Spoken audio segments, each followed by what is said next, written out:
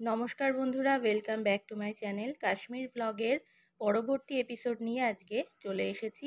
আর প্রথমেই দেখো এই যে বাদরের দল পুরো ব্যালকনিতে দখল করে ফেলেছে। ব্যালকনিতে যেতে পারছি না আমরা বাধ্য হয়ে দরজা বন্ধ করে ভেতর থেকে কাঁচের জানলা দিয়ে বাইরের দৃশ্য উপভোগ করছি। বাইরে পিট পিট করে বৃষ্টি পড়ছে আর তার সঙ্গে একটা জাঁকালো ঠান্ডা কিন্তু বাইরে চলছে। আমরা অনেক কিছু পরেও মানে সেই ঠান্ডার সঙ্গে করতে পারছি না আর কি, লড়াই করতে পারছি না, বেশ কনকনে ঠান্ডা।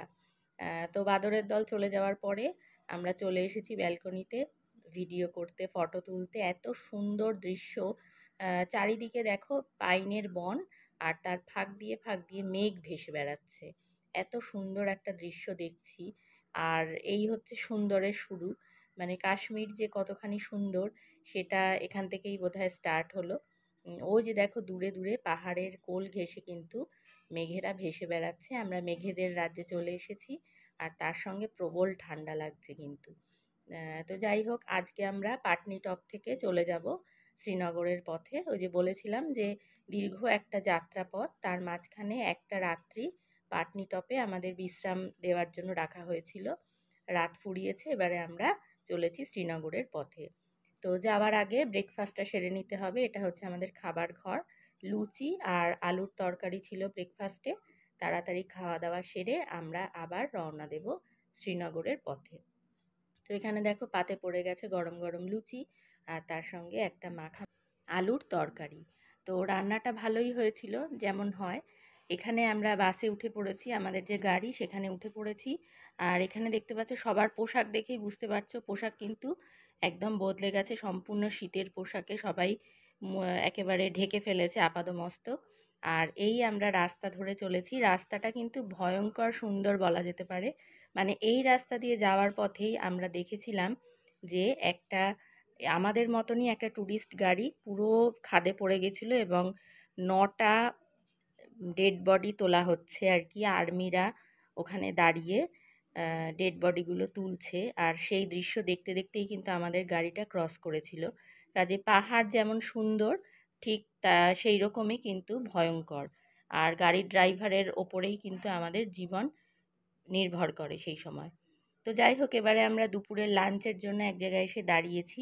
এখানে লাঞ্চটা সারবো। আর ওই যে দেখা যাচ্ছে পাহাড়ের চূড়ায় বরফে মোড়া, ওই বরফ নিয়েই কিন্তু পরবর্তী ভিডিওগুলো আসবে, দেখতে থেকো তোমরা। এখানে আমরা লাঞ্চ করব। দুপুরের যে খাবার সেটা কিন্তু বানিয়ে নেওয়া হয়েছিল গাড়িতে। সবাই বসে পড়েছি। এখানেও একটা দোকান আছে, সেই দোকানের চেয়ার টেবিল, একটা খাটিয়া, যাই হোক যেরকমভাবে ওরা ব্যবস্থা করেছে বসার, এতগুলো লোকের বসার ব্যবস্থা, সেরকমভাবেই আমরা বসে খাওয়া দাওয়া সেরে নিচ্ছি। লাঞ্চে একদম সিম্পল মেনু ছিল, ডাল, পাঁপড় ভাজা আর মাছের ঝোল। তো খাওয়া দাওয়া সেরে আবার আমরা বেরোবো আমাদের গন্তব্যের উদ্দেশ্যে। আর এর মাঝে বলে রাখি যে এই ভিডিওর শেষে কিন্তু দেখতে পাবে একটা বিশেষ জিনিস, একটা বিশেষ জায়গায় আমরা নিয়ে যাব তোমাদেরকে, মানে একটা বিশেষ জায়গা দেখাবো। সেটা দেখার জন্য কিন্তু তোমরা অবশ্যই পুরো ভিডিওটা দেখতে থেকো। আর বিশেষ করে যারা ক্রিকেট প্রেমী তারা কিন্তু অবশ্যই ভিডিওটা পুরোটা দেখতে থেকো। আর এখানে দেখো আরও সদস্য যারা আমাদের টিমের, তারাও কিন্তু খাওয়া দাওয়া সারছে। দোকানের ভেতরে কেউ বসেছে, কেউ বা বাইরে বসেছে। আরও কিছু কিছু সদস্য আছে, বিশেষ করে ছেলেরা, তারা কিন্তু এখনও খাওয়ার জায়গা পায়নি আর কি, সিট পায়নি বলে তারা অপেক্ষা করছে। আগে আমরা খেয়ে নিলাম, এরপরে ওরা খাবে। তো আবার আমাদের খাওয়া দাওয়ার পরে গাড়িতে করে আমরা রওনা দিয়েছি। আর ওই যে দেখতে পাচ্ছ দূরে দূরে বরফগুলো ক্রমাগত কিন্তু কাছে চলে আসছে। এবারে আমরা একটা টানেলের মধ্যে প্রবেশ করেছি। এই টানেলটা বেশ বড়, মানে 4 ঘন্টা রাস্তা এখানে 15 মিনিটে এই টানেলের মাধ্যমে আমরা পার হতে পারবো।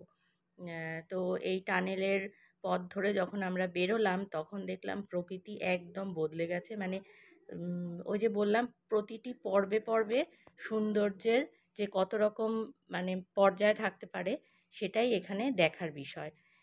এখানে যে এই যে গাছগুলো দেখছো, এগুলো কিন্তু সব আপেল গাছ। কিন্তু এই সিজনে, মানে আমরা যেই সময় গেছি সেখানে তখন আর কি আপেল হয় না, তার জন্য সেপ্টেম্বর অক্টোবর এরকম টাইমে যেতে হয়। তো আমরা শুধু আপেলটাই দেখতে পাইনি, বাদ বাকি সমস্ত কিছুই কিন্তু আমরা দেখতে পেয়েছি। আর দূরে যে দেখা যাচ্ছে হলুদ গালিচার মতন বেছানো, এগুলো হচ্ছে সব সর্ষে ক্ষেত। তো এইবারে কিন্তু আমরা চলে এসেছি সেই বিশেষ জায়গায়। এইটা হলো সেই বিশেষ দোকান যেখান থেকে নাকি আমাদের ইন্ডিয়ান ক্রিকেট টিমের সব বড় বড় ব্যাটসম্যানরা এখান থেকেই তাদের ব্যাটগুলো বানায় বা কেনে, যাই হোক। এটা হচ্ছে ব্যাট ফ্যাক্টরি। তো এখানে দেখতে পাচ্ছ থরে থরে নানান রকমের ব্যাট সাজানো রয়েছে। এখানে বিভিন্ন ক্রিকেটারদের, বিভিন্ন ব্যাটসম্যানদের ইচ্ছে অনুযায়ী, মানে তাদের কী ধরনের ব্যাটে তারা স্বচ্ছন্দ, সেই ধরনের ব্যাটই কিন্তু এখানে বানানো হয়। আর খুবই সম্প্রতি এখানে সচিন তেন্ডুলকর এসেও ব্যাট কিনে নিয়ে গেছে, সেরকম একটা ভিডিও কিন্তু ভাইরাল হয়েছিল ইতিপূর্বে। তো এখানে দেখো এই যে ব্যাটগুলো কাটাই হচ্ছে, এখানে মেশিনের সাহায্যে কেটে সাইজ করে রাখা হচ্ছে। তো এইরকম একটা জায়গায় এসে আমাদের কিন্তু সবারই বেশ ভালো লেগেছে। এবার আমরা চলেছি ওপরে শোরুমে। নিচে যেটা দেখলাম সেটা হচ্ছে ব্যাট বানানোর কারখানা। এবার এখানে দেখো এই যে বানানো ব্যাট সব এখানে সাজানো রয়েছে থরে থরে। আর এই যে আমাদের সমস্ত রথী মহারথীরা আর কি, তো সবাই বেশ এক্সাইটেড হয়ে পড়েছে এত ব্যাট দেখে। আর এখানে সব প্রত্যেকটা ব্যাটের মধ্যেই কিন্তু সাইন করা রয়েছে বিরাট কোহলি বা অন্যান্য ক্রিকেটারদের, রাহুল প্রভৃতি বিভিন্ন ক্রিকেটারদের কিন্তু এখানে সাইন দেখতে পাচ্ছি আমরা। আর এখানে শুধু ক্রিকেট ব্যাটই নয়, বেসবলের ব্যাটও বানানো হয়ে থাকে। তো যাই হোক, আমাদের এটাই ছিল আজকে বিশেষ দ্রষ্টব্য একটা জায়গা। এরপরে আমরা আরও অনেক কিছু দেখাবো তোমাদেরকে, সঙ্গে থেকো। আজকের মতন এইটুকুই, পরবর্তী পর্বটি কিন্তু আরও ইন্টারেস্টিং হতে চলেছে, পাশে থেকো।